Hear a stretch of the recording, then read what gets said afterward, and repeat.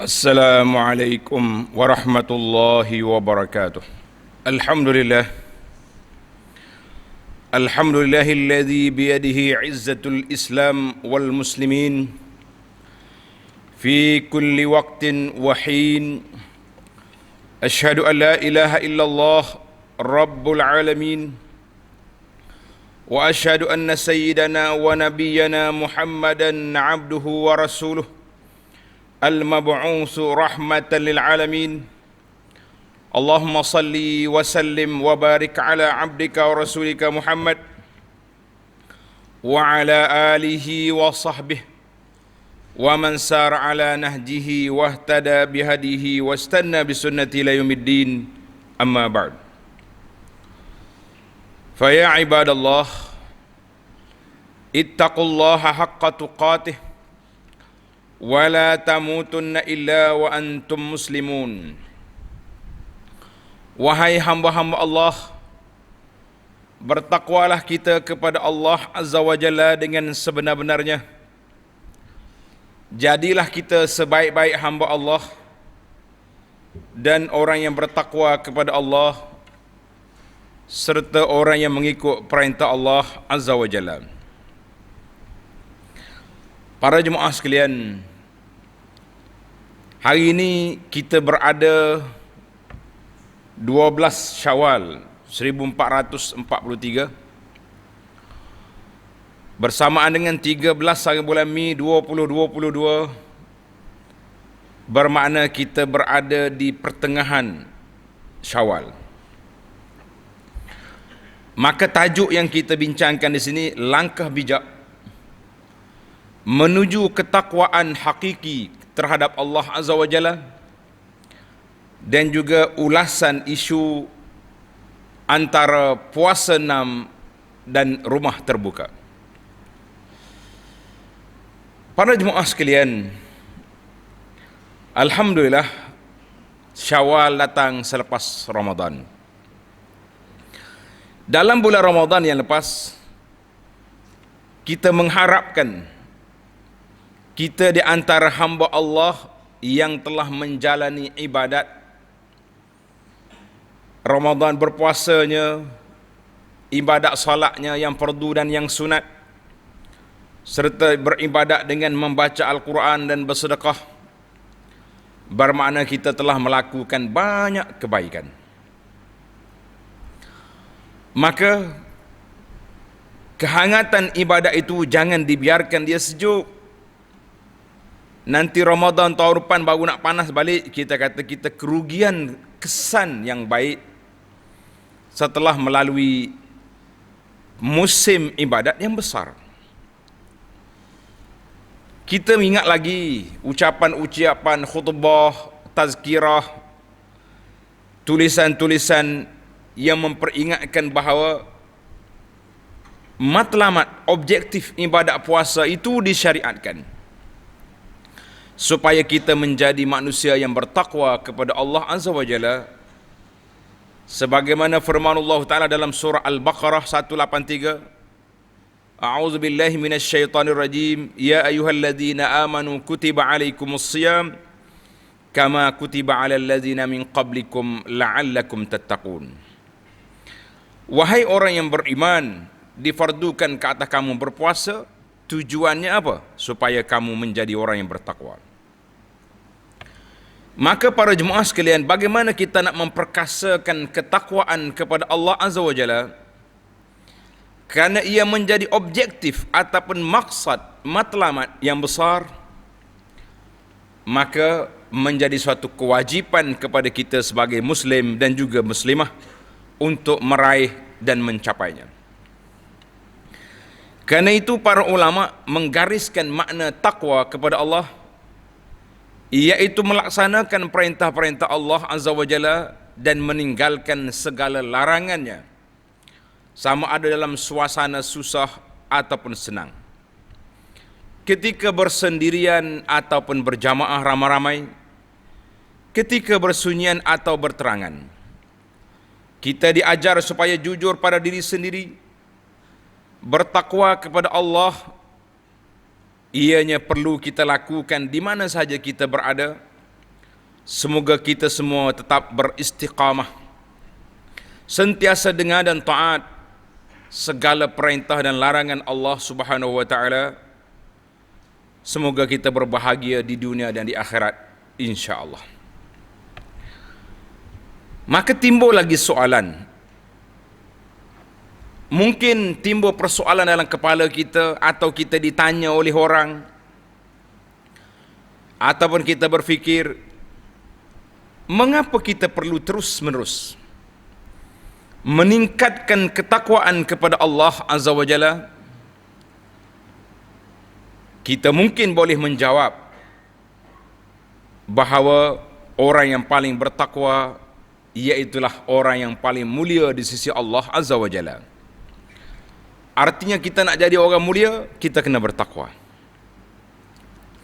Sebagaimana firman Allah Ta'ala dalam surah Al-Hujurat, Inna akramakum indallahi atqakum. Sesungguhnya orang yang paling bertakwa, orang yang paling mulia di sisi Allah Ta'ala, iaitulah orang yang paling bertakwa. Innallaha alimun khabir. Sesungguhnya Allah maha mengetahui lagi maha mengenali siapa yang betul-betul bertakwa ataupun tidak. Para jemaah sekalian, selain daripada kewajipan kita meningkatkan ketakwaan, dengan meningkatkan ketakwaan kepada Allah, seorang Muslim akan memastikan kehidupannya di dunia sentiasa dalam batas-batas perintah dan larangan Allah Subhanahu wa taala. Oleh kerana pentingnya memantapkan ketakwaan ini, maka kita perlu mengetahui bagaimana cara dan pendekatan yang terbaik untuk mencapai ketakwaan yang hakiki, supaya kita termasuk di kalangan orang-orang yang muttaqin, kerana Allah janjikan innama yataqabbalullahu minal muttaqin. Sesungguhnya Allah menerima amalan dan kelakuan hamba-hambanya yang bertakwa. Dalam khutbah ringkas ini dipetik 5 tips ataupun perkara asas pendekatan yang baik untuk peningkatan ketakwaan kita kepada Allah Azza wa Jalla dalam sebuah buku yang bertajuk Ruhaniyatud Da'iyah. Ruhaniyatud Da'iyah artinya kerohanian, amalan kerohanian para pendakwah.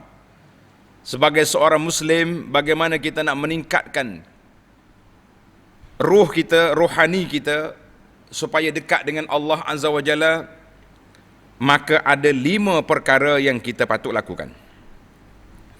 Perkara ini sudah berulang-ulang kali kita sebut, tapi disebut lagi hari ini sebagai peringatan, sebagai ulang kaji, sebagai langkah mencari titik yang boleh mendekatkan kita kepada Allah Azza wa Jalla, sebagaimana yang dikehendaki oleh Allah, la'allakum tattaqun.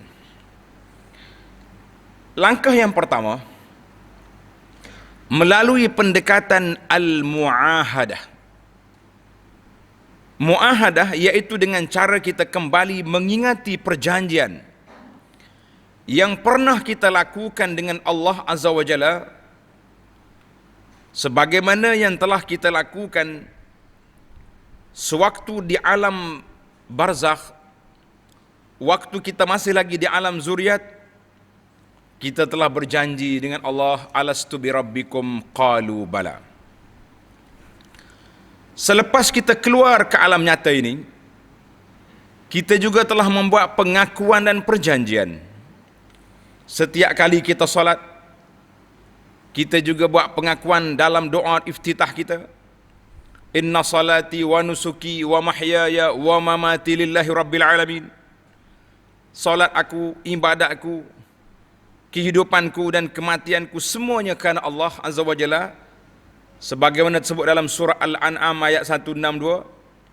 Dan juga dalam salat kita juga kita telah buat pengakuan iyyaka na'budu wa iyyaka nasta'in. Hanya kepadamu kami mengabdikan diri, dan hanya kepada Engkaulah kami mohon pertolongan.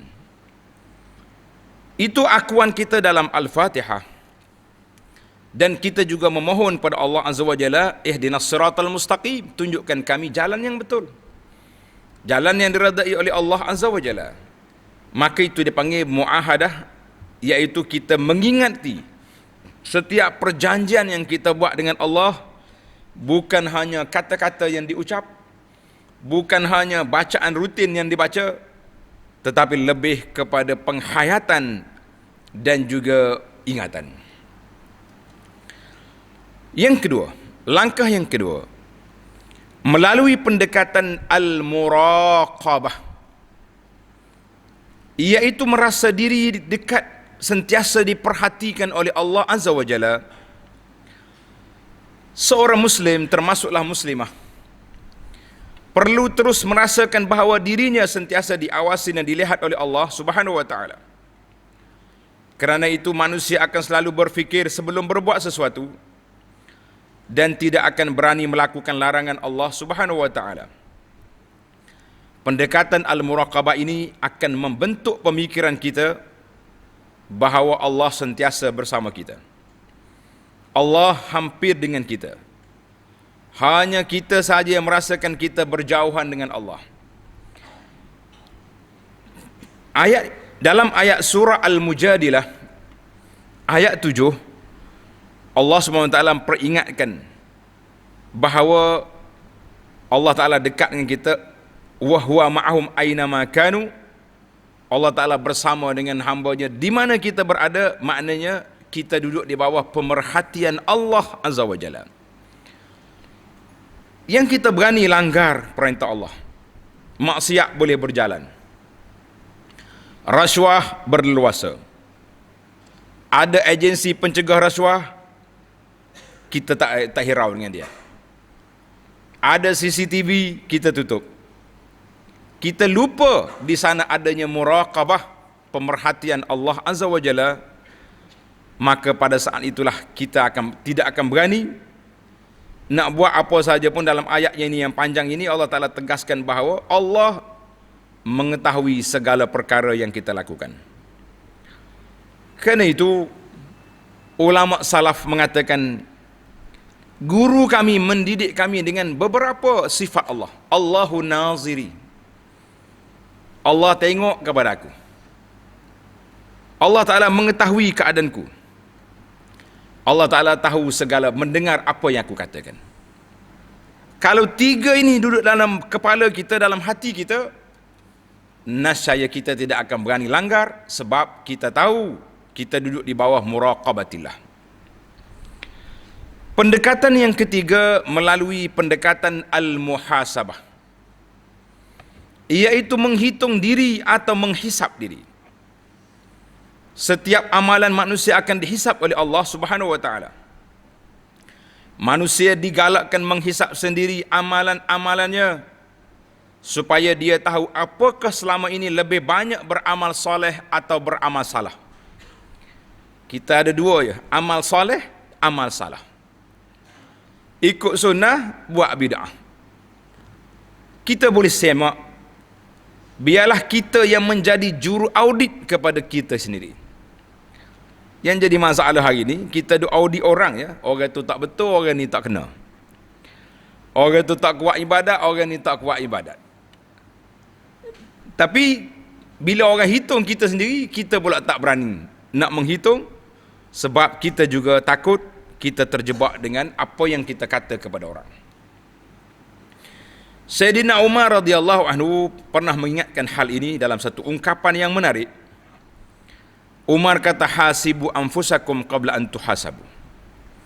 Hisablah diri kamu sebelum kamu dihisab di akhirat. Oleh kerana itu disarankan setiap kita melakukan muhasabah setiap hari. Seumpama waktu menjelang waktu tidur, kita cuba rewind balik, ulang tayang balik apa yang kita buat sepanjang pagi tadi sampai ke malam ini. Andainya kebajikan lebih banyak daripada keburukan, kita kata kita akan teruskan yang baik, yang buruk kita tinggal. Sekiranya buruk lebih banyak daripada yang baik, kita beristighfar, bertaubat, minta ampun kepada Allah Azza wa Jalla, Semudah-mudahan waktu dihisap di akhirat nanti sudah kurang hisapannya karena kita telah membersihkannya sewaktu di dunia. Maka dengan itu kita akan kurang menghadapi risiko. Macam kita nak travel juga lah. Kadang-kadang kita nak travel, kita tahu dah. Syarikat penerbangan benar kita bawa barang 15 ataupun 20 kilo. Jadi kita timbang siap-siap lah. Jangan bawa sampai 30 kilo, penat kita.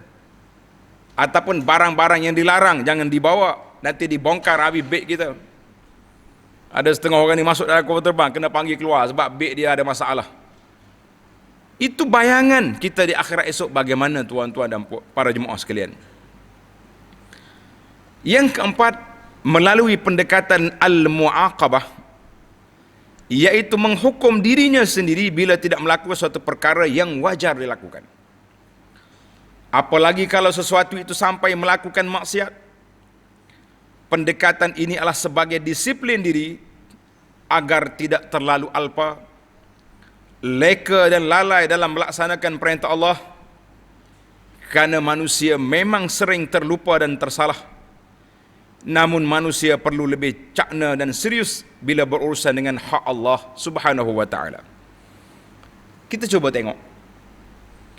Orang lain solat sunat. Selepas solat qabliyah contohnya, sebelum zuhur 4 rakaat. Masuk masjid hari Jumaat kita solat je. Tiba-tiba kita malas. Ketika itu kita boleh muaqabah, nafsu. Kamu ni ada masalah apa? Tak mau solat, orang lain duduk solat. Bila kita tanya orang, bulan Syawal ni dianjurkan supaya kita puasa 6. Mau puasa ke tak? Dia jawab sepatah, lapar. Pendakwah tu sentap sepatah ya. Mau ingat dalam kubur ada makanan? Terkedu kawan tu. Mau ingat dalam kubur ada makanan? Ada rumah terbuka? Boleh, puasa memang kena lapar, nama dia berpuasa. Tapi kalau kita letak Allah Azza wa Jalla di hadapan kita, kita berpuasa kerana Allah, kita akan rasa lapar itu kecil. Yang besarnya janji Allah Azza wa Jalla kepada kita. Maka untuk merealisasikan 4 perkara itu, kita perlu pada pendekatan yang kelima, nama dia al-mujahadah, iaitu berjihad dan bersungguh-sungguh dalam mengerjakan suruhan Allah dan meninggalkan larangannya. Tuntutan agama Islam memang perlu dilaksanakan dengan bersungguh-sungguh. Tanpa kesungguhan amat payah melaksanakan suruhan agama. Seorang Muslim apabila telah memiliki sifat mujahadah, kesungguhan yang tinggi, apabila nantinya berhadapan dengan kepayahan dalam beramal, insya-Allah Allah akan memberikan kemudahan, kesenangan baginya dalam menghadapi kesulitan. Sebagaimana firman Allah Ta'ala dalam surah Al-Ankabut ayat 69, "Wallazina jahadu fina lanahdiyannahum subulana wa innallaha lama'al muhsinin." Dan orang-orang yang berjihad untuk mencari keredaan Allah, kami benar-benar akan menunjukkan kepada mereka jalan-jalan kami, dan sesungguhnya Allah beserta dengan orang-orang yang berbuat kebaikan. Oleh itu para jemaah sekalian, demikianlah 5 perkara mudahnya mencari ketinggian diri bagi memperkasakan ketakwaan di sisi Allah Azza wa Jalla. Pendekatan yang dinyatakan tadi lebih mudah bila setiap Muslim mempunyai keinginan dan kemahuan yang kuat untuk melaksanakannya. Mencari ketenangan, keabadian dan kebahagiaan yang hakiki di dunia menjadi mudah dengan kita melihat ke dalam diri, mencari kekuatan dan kelemahan yang ada. Carilah ketinggian takwa sebagai jalan menuju akhirat, dan sebaik-baik bekalan kita iaitulah at-taqwa. Maka pada saat ini, tuan-tuan dan juga puan-puan, ingat masjid kita ni ada jemaah muslimat di sebelah. Dan mana-mana orang yang berhenti solat Jumaat di sini, tak payah tinggal isteri dalam kereta, biar dia masuk di kawasan muslimat. Kita ada solat Jumaat untuk mereka. Timbul isu sekarang ni, kempen puasa 6 hari bulan Syawal.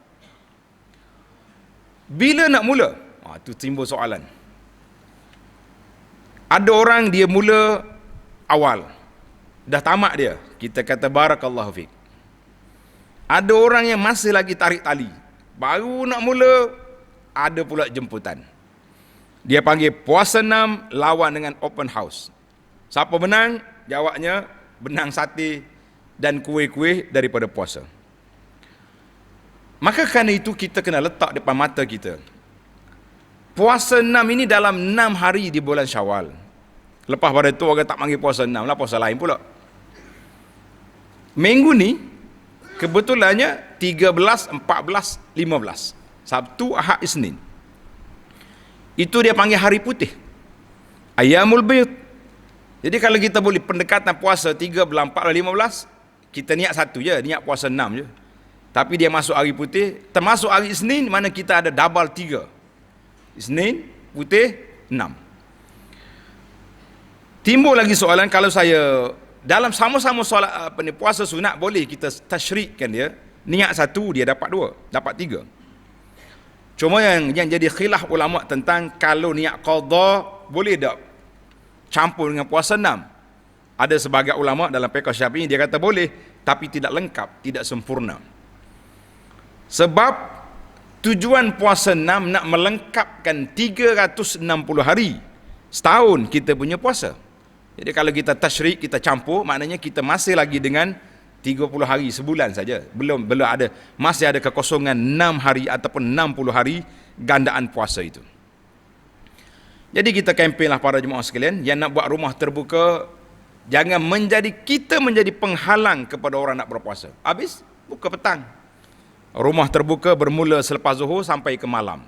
Siapa dia berpuasa, kami sediakan buah kurma dan kuih-muih untuk buka puasa. Kan harmoni suasana.